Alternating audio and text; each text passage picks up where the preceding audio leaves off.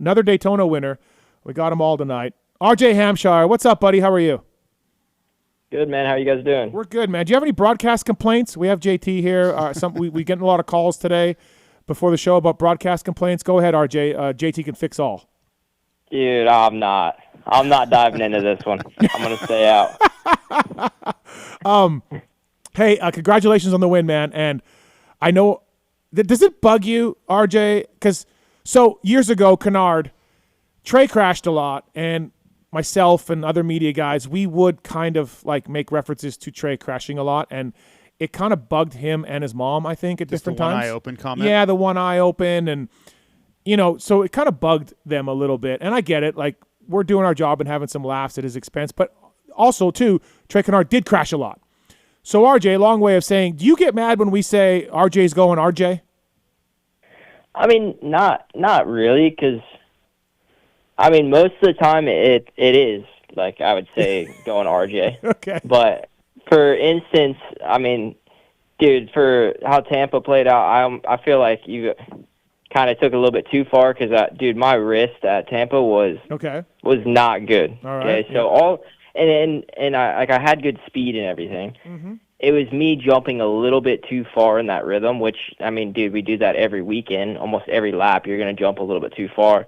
And if you rewatch it, dude, my left wrist just literally gave out, which you go left, land on tough block, whatever. Then, you get to Detroit, and, I mean, yeah, that's an RJ moment, but it's also, dude, I was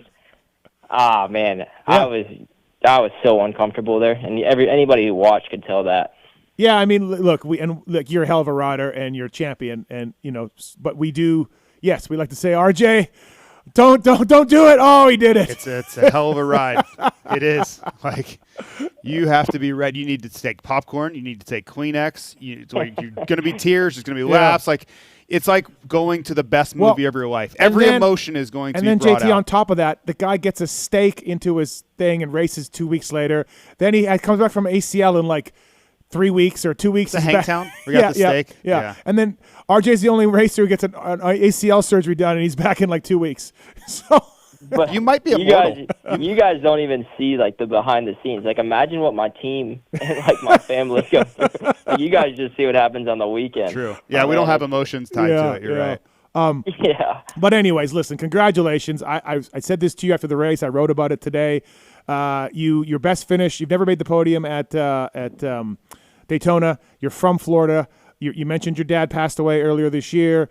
You were the fastest qualifier. You won the heat. You reeled these dudes in the main. I mean, just a storybook race for you, and I'm happy for you, man. Congratulations. That had been so cool.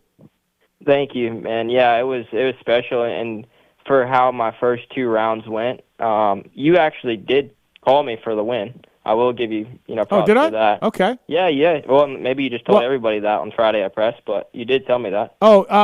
Yeah, I know I called Sexton too, though, so I think I would. Maybe I just got lucky.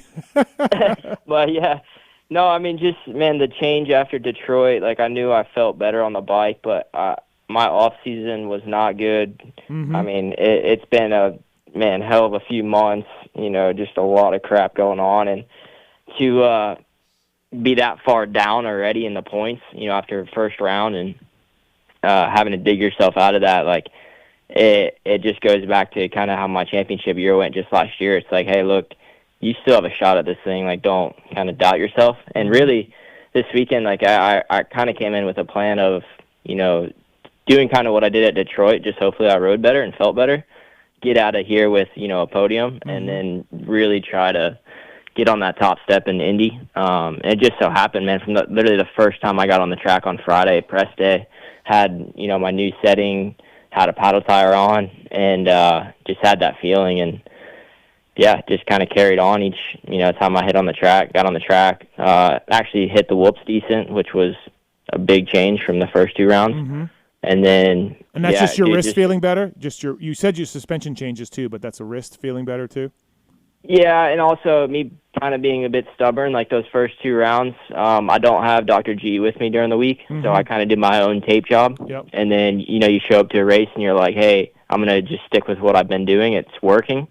So I had a jank tape job that I had G do for those first 2 rounds, and I thought it was good. And then tried to ride without tape last week, and it was terrible. So kind of called him. I said, hey, let's try to do something Friday for press. And, yeah, man, he taped my wrist up, and that honestly helped out massive. Like, I actually had good stability and could trust it a bit more, which I'd say, yeah, helped almost like he my knows strength. what he's doing with taping compared to you. Yeah, it's kind of his job. I probably should have gone with that from the beginning, but I've been around long enough where I'm like, hey, look, I know how to tape a wrist. This isn't my first time, and yeah, I didn't. All right, so you mentioned Indy. No one listens to this show. No one cares. Like, it's just us. Like, what is the secret to these showdown races? Because it's something you have figured out. Like, you're able to avoid the chaos, and it's really like when I look at 2024. The championship came down to those showdown races, and you were able to execute.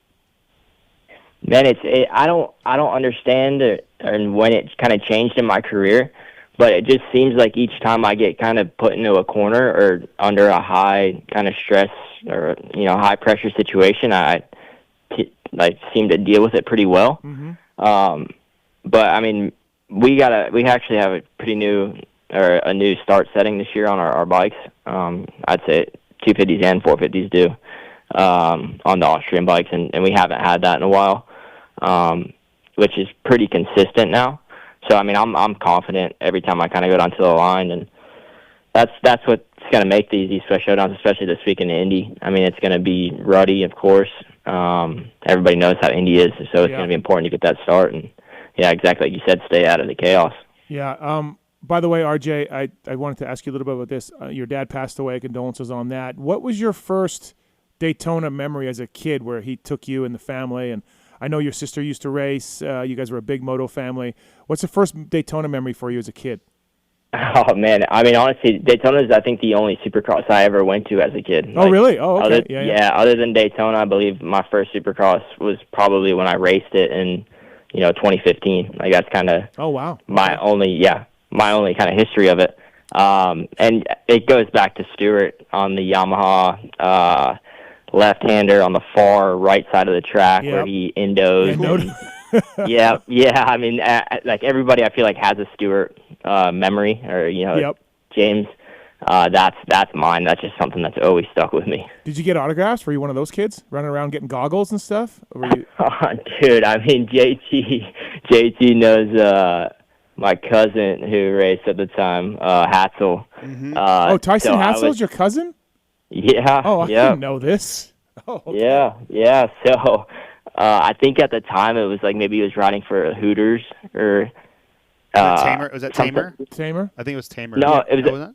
No. It was a Hooters. It was a Hooters thing, I think. Yeah. I'm just trying to think. Yeah, but I think the team name was Tamer. I think it was the Tamer Racing. I'm not sure about that. Yeah, I think Tamer owned it. But yeah, I mean, I really didn't care for dirt bikes that much when I was a kid. So it was more like I was there at a Daytona Supercross, and that was the only kind of event that I probably watched all year.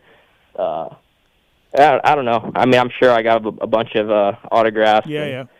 Like I had a Stewart jersey that was a big deal, and then RC has been a kind of a friend of the family for a while, so kind of grew up with him as like the idol. And yeah, I don't know. I wish I would have kept more stuff as a kid, because now, I don't really have too much.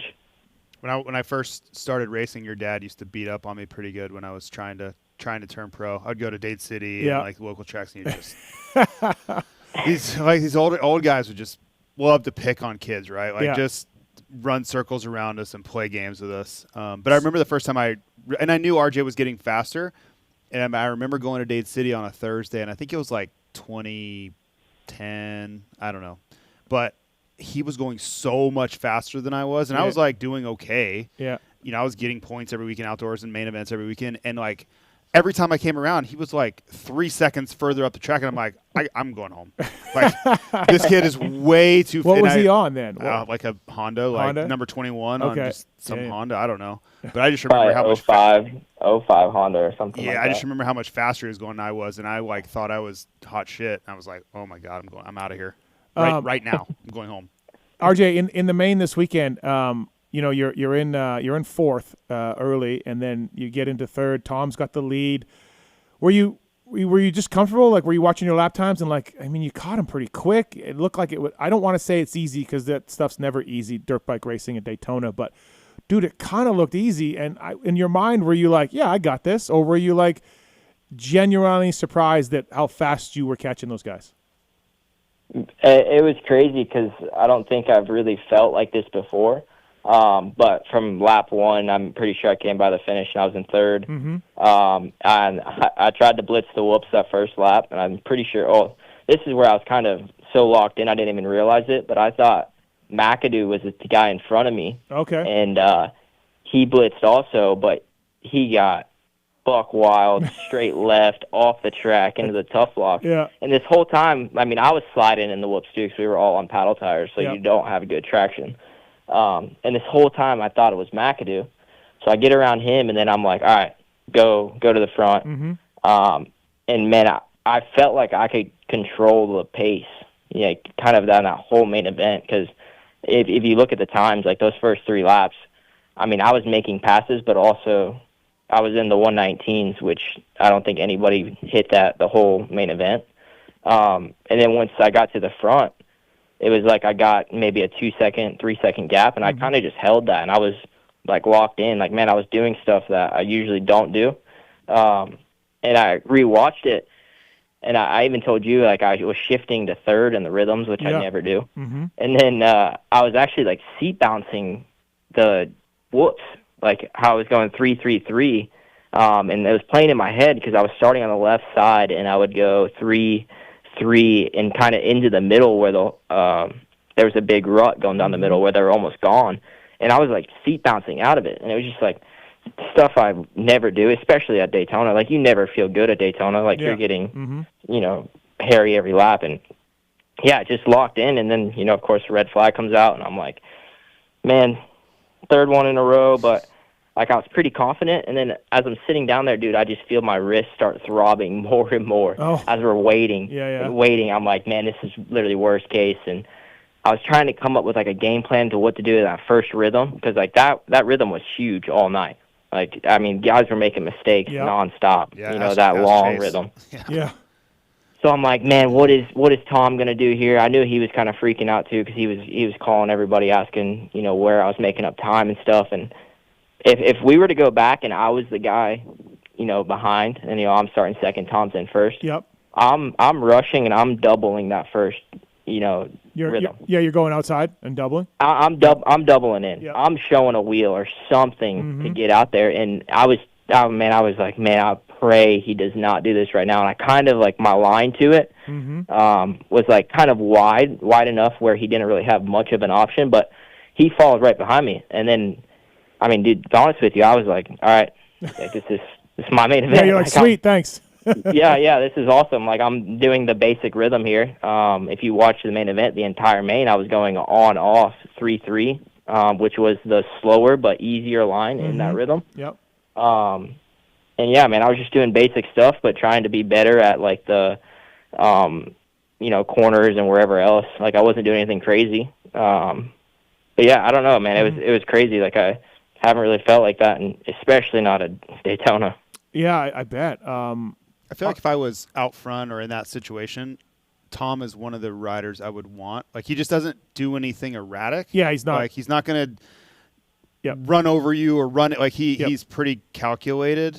He's obviously great. He was defending champ in this class. But I don't know. I always talk about riders you can trust and riders you can't, whether they're going to be dirty or they're just out of control and they might clean you out on accident. Tom feels like he's like, he's okay. Yeah. Like, do your thing. He might go faster than you, might beat you, but he's probably not going to, wreck your race on the way through. Yeah. Yeah, but it was crazy. I mean, because before that red flag, I felt like I could have gone faster and pulled away even more, but I was staying in my lane, and he was fading. Like, he was No, I making don't think you needed to, really. Yeah, exactly. So I was kind of, just managing it. And then, that break, you get a 10-minute break or whatever that was, and he got, fired back up. Like, pretty much it was a heat race, and now he's got another heat race to go. So all the kind of fatigue and stuff is gone. Now he's fresh again, which, I mean, he was definitely stronger, I feel like, after that red flag. But, yeah, to your point, I mean, him him or myself or him, like we're not going to do anything ridiculous, which is nice to know. But also we're in a championship now, which I feel like we're both kind of going to be at the top of this year. Yeah. Like it gets a little bit later. It feels like that first lap on those restarts is so critical. If you nail the first lap clean, everything else kind of calms down a little bit. But like you look at Max in the sand in Detroit, like that first lap, you have to be perfect. You have to be. It doesn't matter if you're great for 14 minutes leading up to it. If you're not great on that first lap after the green flag again, your race can go really sideways in a hurry because everybody's right behind you. Yeah. Like it's a freight train that can get to you. Apparently, we're going to do red flags every week. I don't know what's going on. No, I hope not. But I had 2 points to make on that first lap. It was hit that rhythm, do my on-off, get to the whoops, get through the whoops clean, and then I'm solid. Because I knew 100% Tom wasn't going to be grabbing fourth gear, blitzing past me in the whoops. Right. So hit the rhythm, get through the whoops, finish off the whatever we had. I think it was 4 or 5 laps. But still, man, that stuff's stressful. We got Kevin on 4. Go ahead, Kevin. What's your question for RJ Hampshire, Daytona winner? Hey guys, thanks for taking my call. RJ, I really appreciated your press conference when you got really vulnerable there, telling everybody about your importance of Daytona, how special it is for you because of your dad. I grew up honestly same situation as you. Go to one Supercross a year, it's Daytona, and my dad's been bringing me there since I was a little kid, man. And he unfortunately passed away a few years ago. And one of my last memories of going to a race with my dad was when you went 1-1 in Jacksonville for the MXGP. And you've been like a fan. We've been a fan of you pretty much ever since that moment. And like what you said in that press conference afterwards, like solidified it for me and my family. We have a huge section there that we always go every single year. And man, it was just so awesome seeing you, bounce back after a tough, first round and passing Tom and everything. So just congratulations, man. It was a killer race. Yeah, I appreciate that, man, and condolences to you also. Yeah, I mean it's a tough. I can even hear you. Like it's tough to talk about, but it's real life. Yeah. And I mean, yeah, it sucks, especially being at. I lost my dad when I was 28, so you don't really expect that. Of course, you never expect it, especially at that age. And I don't know. I feel like it can go either way with it. Of course, I was bummed and wish. I had a better relationship with my dad, the last couple of years of, his life.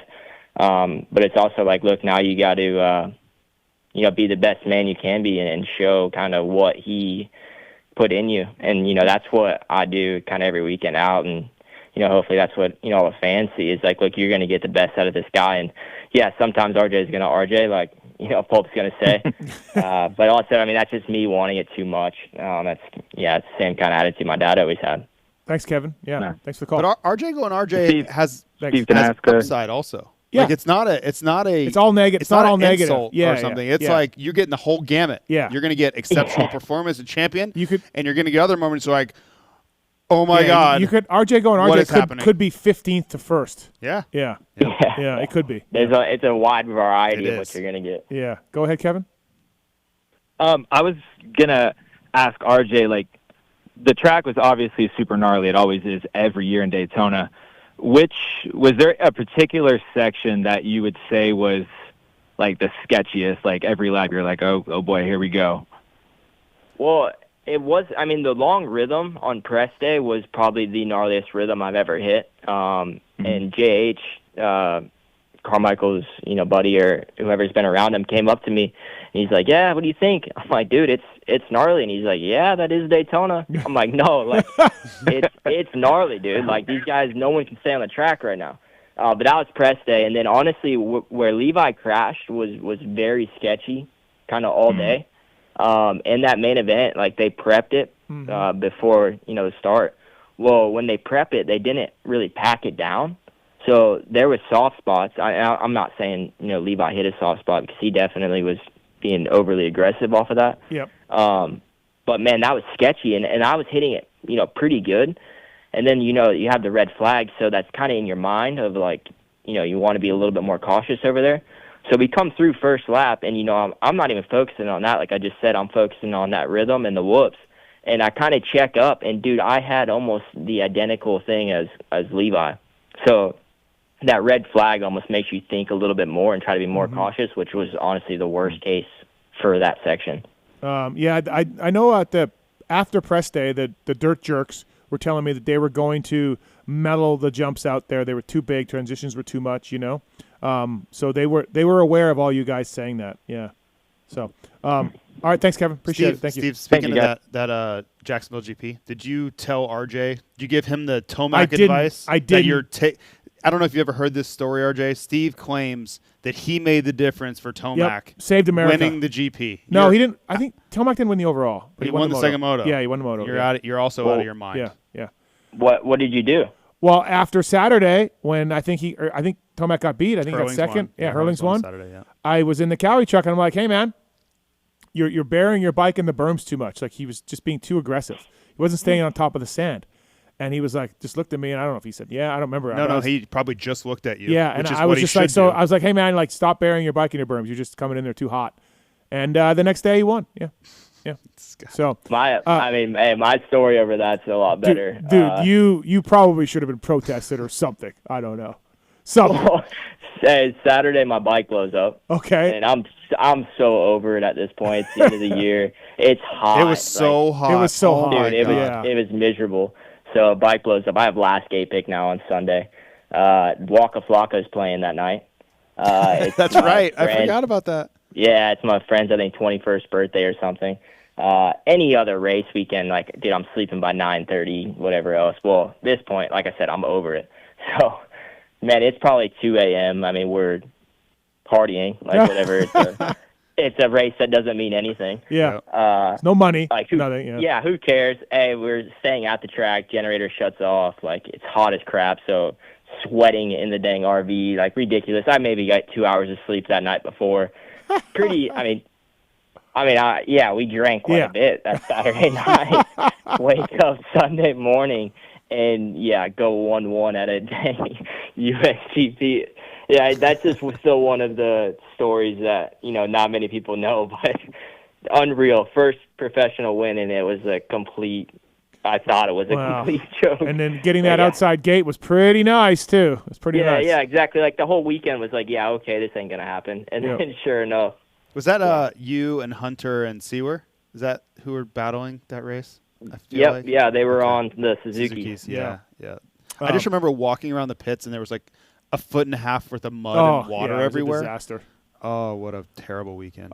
Dude, in my bike, I mean, I don't know what happened on Sunday, but, dude, my bike Saturday, I couldn't make the tabletop. That tabletop in the morning. I remember clear as day. Like, that's how over it I was. Like, dude, just get me over with this weekend. And then, sure enough, I ended up winning it. By the way, I forgot to ask Kenny.